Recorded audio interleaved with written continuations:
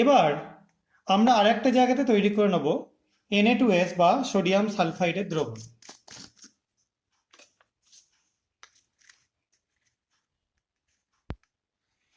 Na2S এর এরকম তোমরা ফ্লেক্স দেখতে পাবে, সেটাকে আমরা জলে ফেলে দ্রবণ তৈরি করব।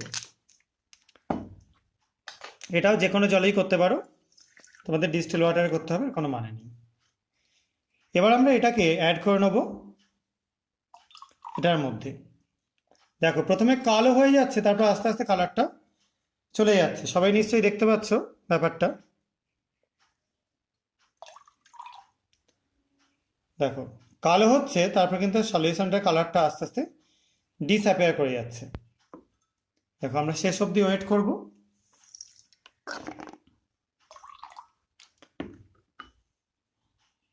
দেখো পুরো কালো হয়ে গেছে। এখন এর মধ্যে একটু HCl অ্যাড করে দিচ্ছি।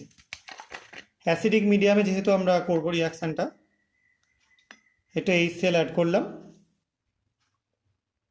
দেখো সাদা ঘোলাটে একটা দ্রবণ তৈরি হলো। এই যে সাদা ঘোলাটে দ্রবণ তৈরি হলো, এটার আমি কিছুটা আলাদা একটা কন্টেনারে ঢেলে নিচ্ছি, তোমাদের এক্সপেরিমেন্টগুলো দেখাতে সুবিধা হবে বলে। আর এটা স্টক আমাদের থাকলো। এবার এর মধ্যে আমি যোগ করে দিচ্ছি পটাশিয়াম ফেরোসায়ানাইড।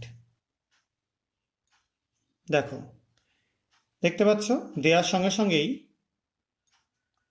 একটা বিশেষ কালার প্রুসিয়ান ব্লু তৈরি হয়ে যাচ্ছে। এবং এটা তৈরি হচ্ছে মানে এটার মধ্যে আয়রনের স্যাম্পেল আছে,